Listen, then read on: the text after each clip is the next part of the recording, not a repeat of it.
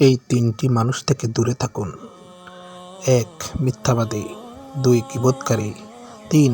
বিশ্বাসঘাতক। বন্ধুরা, এই তিনটি অভ্যাস জীবন বদলে দিতে পারে। নাম্বার ১. ফজরের নামাজ পড়া। নাম্বার ২. প্রতিদিন কুরআন পড়া। নাম্বার ৩.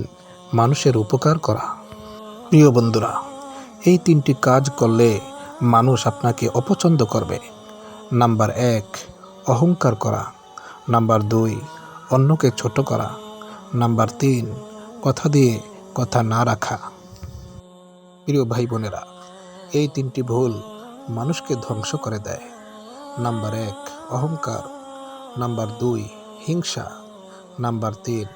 অতিরিক্ত রাগ। প্রিয় বন্ধুরা, মহান রব্বুল আলামিন এই তিনটি আমল করলে খুশি হন। নাম্বার ১. গোপনে দান করা। নাম্বার ২. কাউকে ক্ষমা করা। নাম্বার ৩.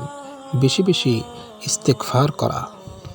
বন্ধুরা, এই তিনটি বিষয় কখনো কাউকে বলবেন না। নাম্বার ১. নিজের গোপন কথা। নাম্বার ২. ভবিষ্যতের বড় কোনো পরিকল্পনা। নাম্বার ৩. কারো দুর্বলতা। প্রিয় বন্ধুরা, এই তিনটি গুণ থাকলে সবাই আপনাকে সম্মান করবে। নাম্বার ১. সত্যবাদিতা। নাম্বার ২. নম্রতা। নাম্বার ৩. ধৈর্য। প্রিয় বন্ধুরা, এই তিনটি ভুলে জীবনের বরকত কমে যায়। নাম্বার ১. নামাজে অবহেলা করা। নাম্বার ২. হারাম উপার্জন করা। নাম্বার ৩. পিতামাতাকে কষ্ট দেওয়া। প্রিয় মুসলিম ভাই ও বোনেরা, এই তিনটি দোয়া বেশি বেশি পড়ুন। সুবহানাল্লাহ, আলহামদুলিল্লাহ, আল্লাহু আকবার। সম্মানিত মুসলিম ভাই বোনেরা, এই তিনটি জিনিস জীবনে শান্তি আনে। নাম্বার ১. আল্লাহর উপর ভরসা। নাম্বার ২. ধৈর্য। নাম্বার ৩. সন্তুষ্টি। প্রিয় বন্ধু, এই তিনটি ভুল বন্ধুত্ব নষ্ট করে। নাম্বার ১.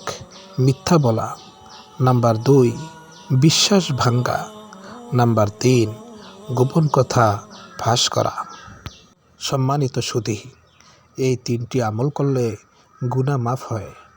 নাম্বার ১. তাওবা করা। নাম্বার ২. ইস্তেগফার করা। নাম্বার ৩. দান করা। সম্মানিত বন্ধুরা, এই তিনটি কাজ করলে সম্মান কমে যায়। নাম্বার ১. অশ্লীল কথা বলা। নাম্বার ২. অহংকার করা। নাম্বার ৩. প্রতিশ্রুতি ভঙ্গ করা।